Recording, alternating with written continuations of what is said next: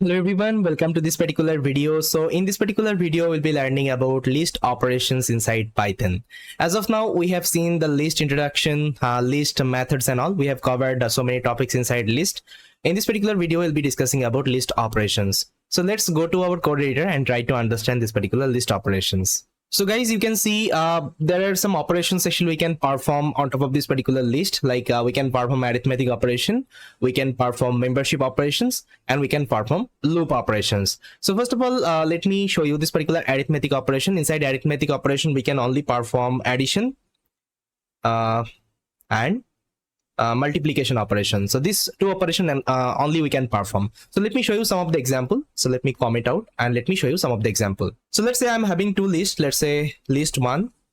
Let's say I'm having 1 2 3 4 5. This is my list.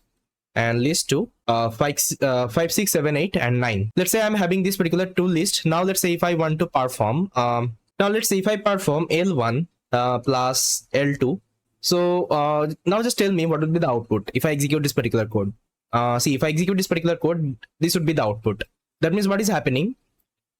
See, this is my first list till 5, and the second list actually it will do concatenation operation. That means it is performing. See, it is performing something called concatenation operation. That means these are the value we'll add in this particular list. Okay, in the first list, this is called concatenation operation. The same thing we learned in the string as well. I think you remember. Okay.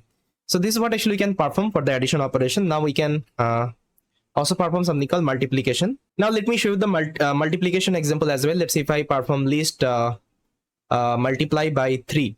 So what will happen? See, if I execute this particular program, see, it will add these are the number 3 times. You can see 1 2 3 4 5, again 1 2 3 4 5, again 1 2 3 4 5. If I give 4, it will add 4 times. Now if you're thinking, let's say can I perform this particular operation L1 times L2. Now if I execute this particular program, no, you can't. Actually, it's telling you can't multiply sequence by the non-integer of the type of list. It's not possible. Okay, if you want to multiply, so you have to take a individual number. Okay, and that will repeat that particular number that many of time. That is the idea. So this is what actually our arithmetic operation. Now let's try to see the membership operation. So I think you know in membership we are having two membership operator like in and not in. So let's try to see two examples. So what I will do, I will take this particular example, and instead of taking 7 8 9 like that, I'll take inside a list. Fine.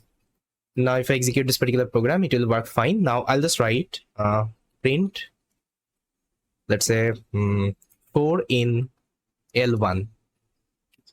Okay, if I just write this particular statement, so what will be the output?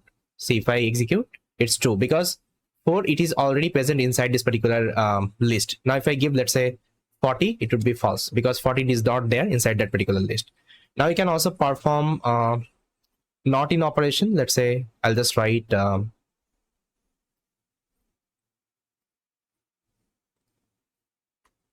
it's not in L2.